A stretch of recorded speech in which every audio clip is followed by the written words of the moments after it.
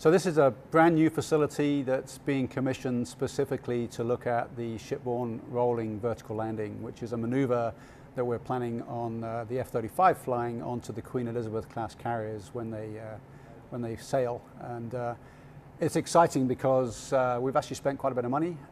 We've put together a couple of interesting aspects. There's this dome, if you like, which is a view of sitting in the LSO spot. The LSO is the landing signal officer or landing safety officer, and he has a bunch of buddies here as well who are helping out with running the ship. So they're managing the recovery of airplanes as they come back and land and as they take off to go and fight the war. So that's this piece of it, and then next door there's the cockpit, the F-35 cockpit.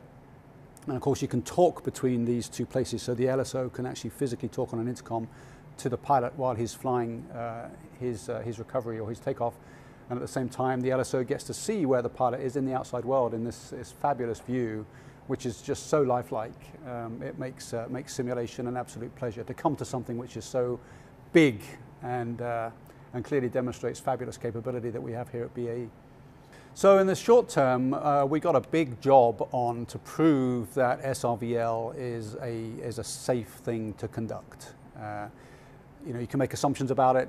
Fundamentally, it's just a maneuver you fly onto the carrier, but actually it's full of complexities because you can come down too fast and break the gear on the airplane. You can come down too slowly and fail to make the on-ground modes of the airplane.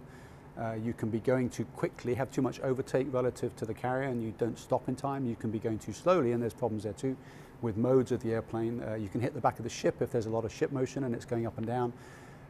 Wet deck, another problem, or some oil, something that might cause the deck to be slippery.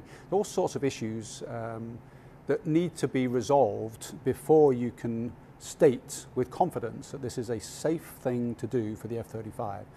And so one of the things we're going to do in the very short term is bring in a bunch of F-35 pilots, all of whom have been selected because they've flown the airplane in STOVL mode. And we're going to get them to fly hundreds of SRVLs so that by the end of about 3-4 months from now, by about the June timeframe, as the summer comes on, we're going to have experienced over 1,000 SRVLs in this facility, and we'll gather that body of evidence and analyze it and make sure that we are confident that we've got a safe maneuver to fly.